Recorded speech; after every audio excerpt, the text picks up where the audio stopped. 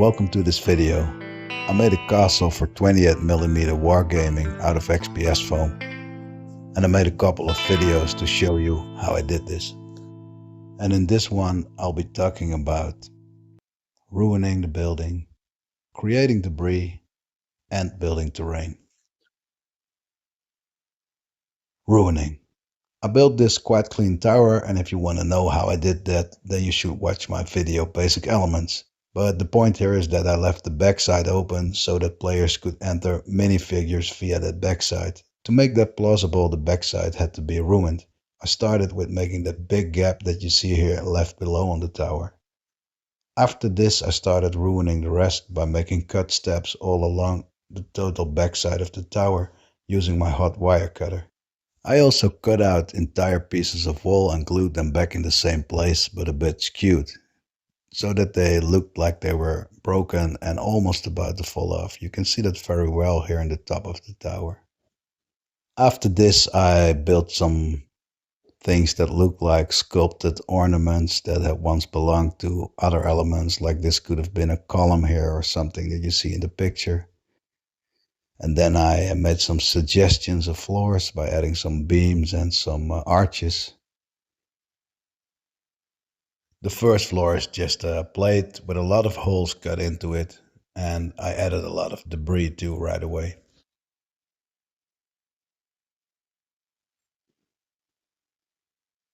And here you see like a small overview of what the tower looked like at this point. And after this, basically, I added some more details everywhere and some more debris, and then the whole project kind of looked like this.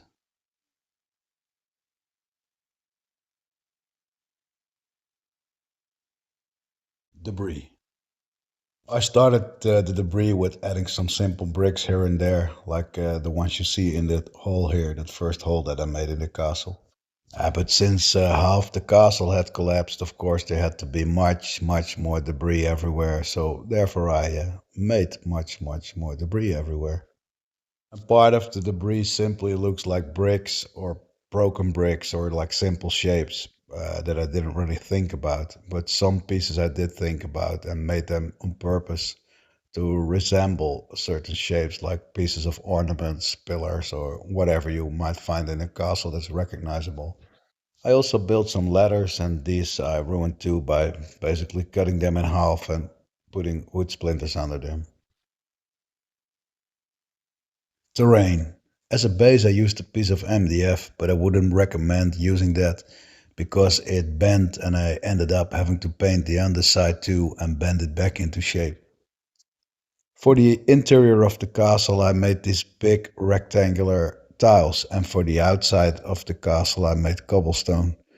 And I made a lot of debris too, but I wasn't happy with what it looked like at that point. I don't have footage of this, unfortunately, but it looked way too flat, so I scraped off this entire layer and first laid down a lot of chunks of EPS foam. That's that cheaper white like packaging foam. And then I sort of draped the XPS terrain layer over this again, and then you get this landscape, which looks really rugged and elevated and much better than the flat situation I had before.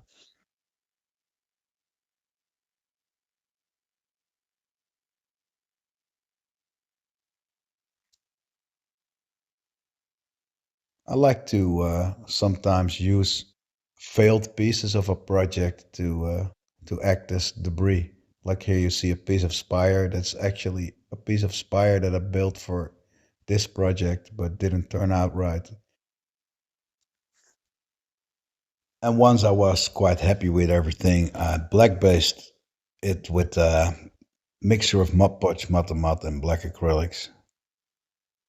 I always do 3 layers and I let them dry in between. Here you see a piece of separable terrain in the base coat. That's separable because due to storage reasons. Here you see it in the basic color layer. These are airbrushed acrylics. And here we have another piece of terrain also in the basic color layer.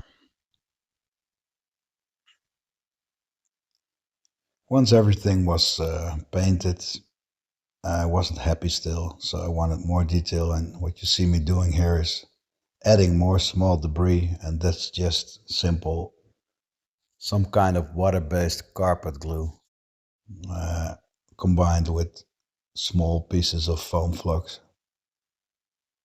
which I paste everywhere here and there on the terrain. And yeah, it was a nice job to do, by the way. Once that was all done, I had to, of course, black base again and spray color, and that I'm doing here. I think I'm first applying like some kind of highlight color, like an inverted pre-shade. And after this, I'll probably add some darker shades and some color too.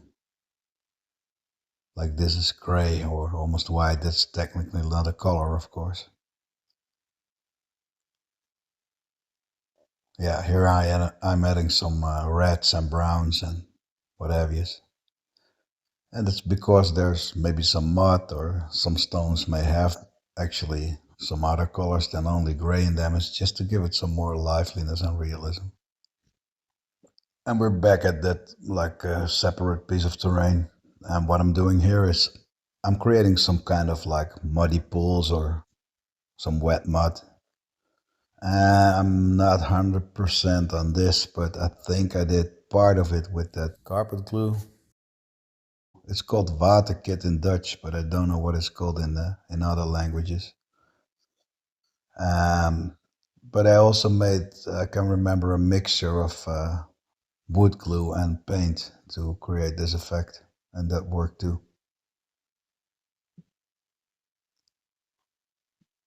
And when you're varnishing everything with like clear varnish at the end of your project, like it's so to speak normal to do, it's of course a nice idea to give extra gloss varnish coats on those areas that are supposed to be wet and muddy, because yeah, then they will appear more wet if they're shiny from the gloss coat.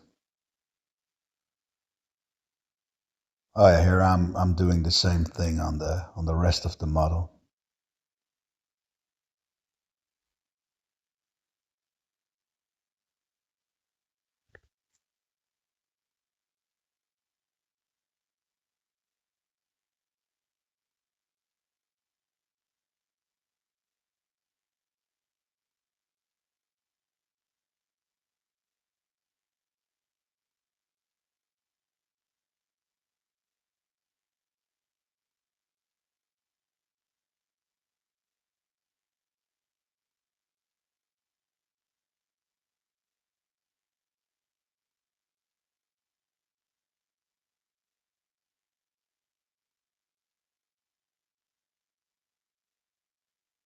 And after all that was done, I added some plants, some vegetation, and this is the final result.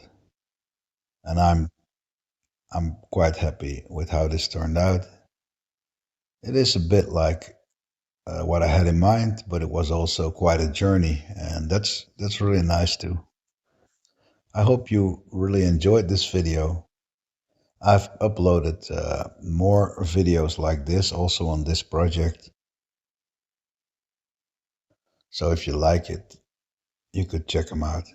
For now, thank you very much for watching, and bye bye.